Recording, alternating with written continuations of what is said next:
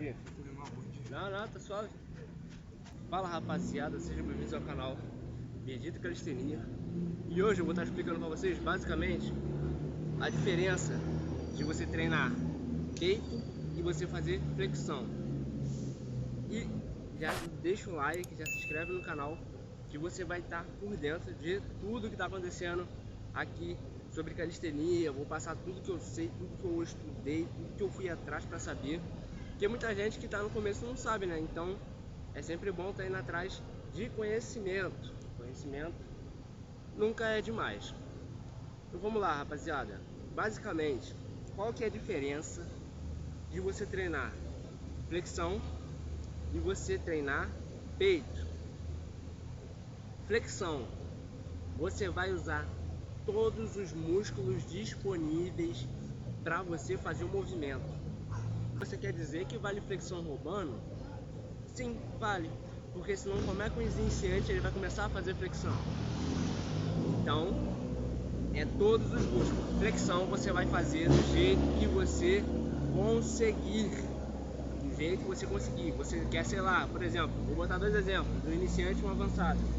Ele quer fazer muita flexão e o outro quer começar a fazer flexão.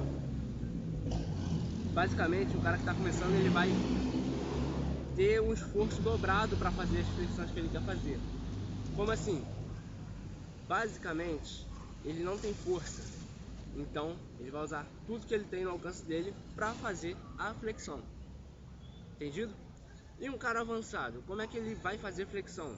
Ou um cara ali intermediário, que já não é mais iniciante, já tem ali seus 6 meses de treino, não é nem avançado e intermediário. A questão é um cara que já tem uma maturidade a mais, já treina há algum tempo, entendeu?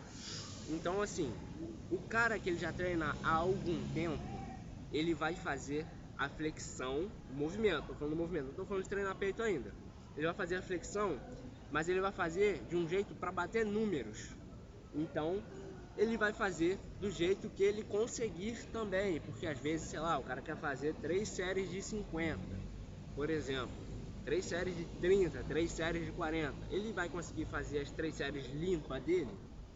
Provavelmente não, porque é um número muito alto, a não ser se ele já treinou coisa mais pesada e aquilo para ele é fácil. Mas um cara que está querendo evoluir, que está batendo no limite dele, ele não vai conseguir fazer essas flexões limpas, então ele vai roubar. Como assim roubar? Ele não vai roubar literalmente, mas ele vai fazer força.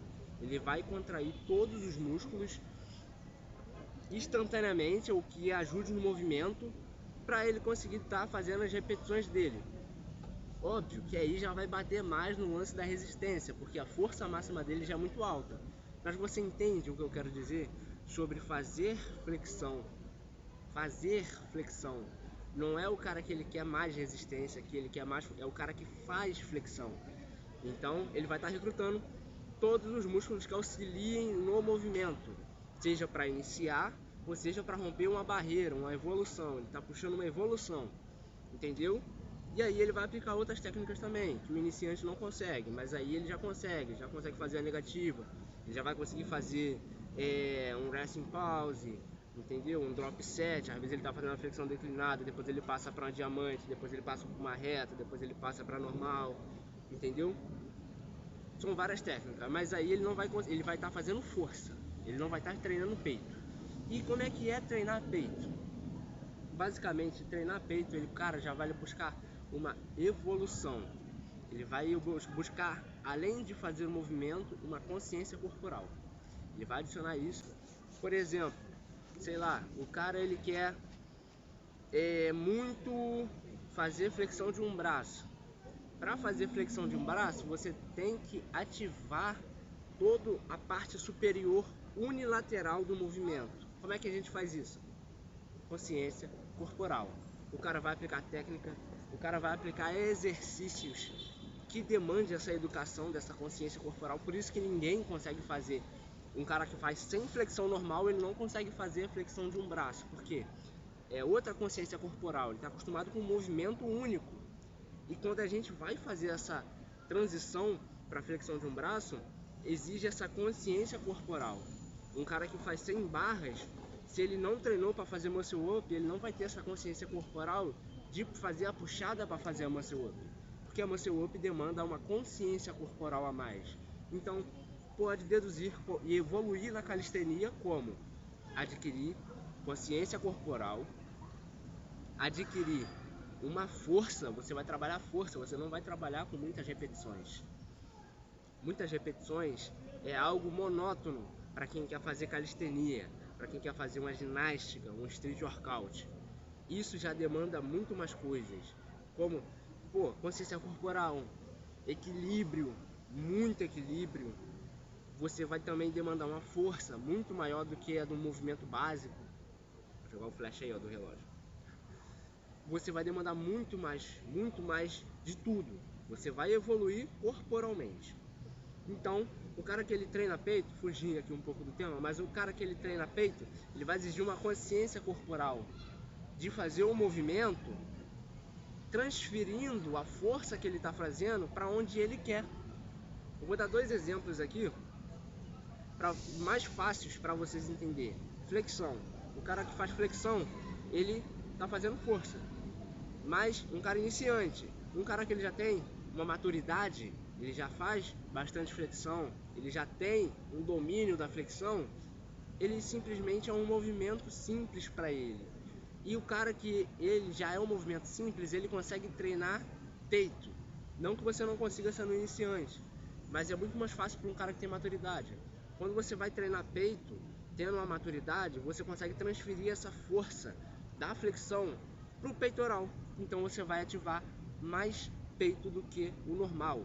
Ao invés de você usar ombro para você fazer ali a repetição que você não está conseguindo, e você usar costas para você manter ali uma força também, para aliviar um pouco do peso dos braços, você vai estar transferindo diretamente o peso do braço para o peito, do braço para o peito.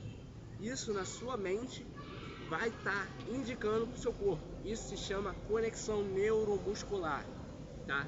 Maturidade, uma consciência corporal que você alcança.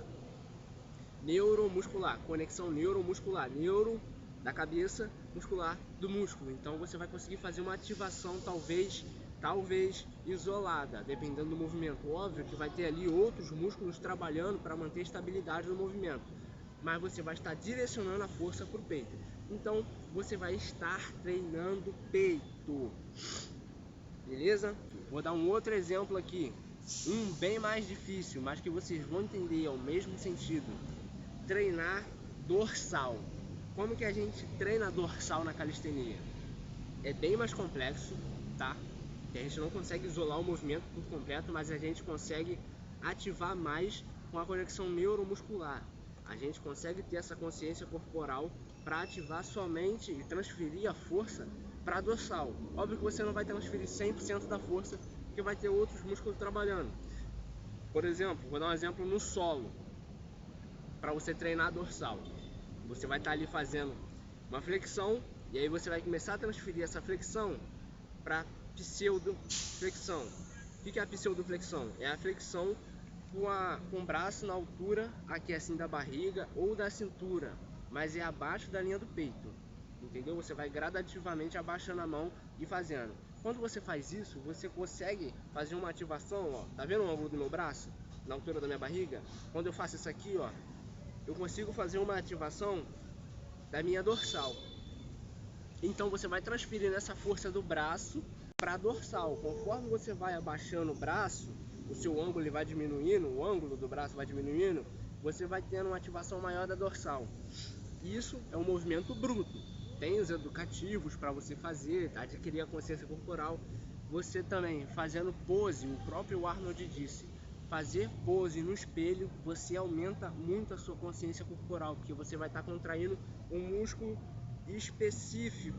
Você consegue fazer esse movimento, ó, de contração do músculo, não é do braço. Se eu quero ativar meu antebraço, eu consigo fazer ele sem precisar dobrar meu braço, sem precisar fazer assim.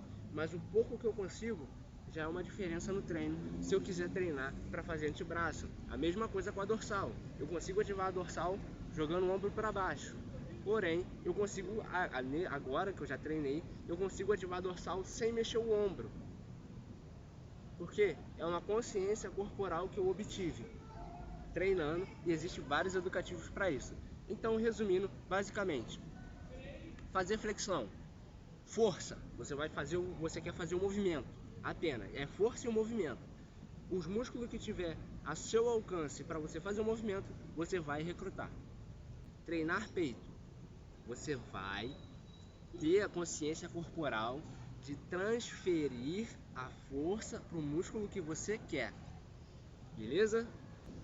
Então, basicamente, essa é a diferença de você fazer flexão e treinar peito. Então, se você gostou dessa explicação, se ficou claro para você, você conseguiu entender, já deixa o seu like, já se inscreve no canal e muito obrigado. E se você gostou, já deixa o seu poder no se inscrever.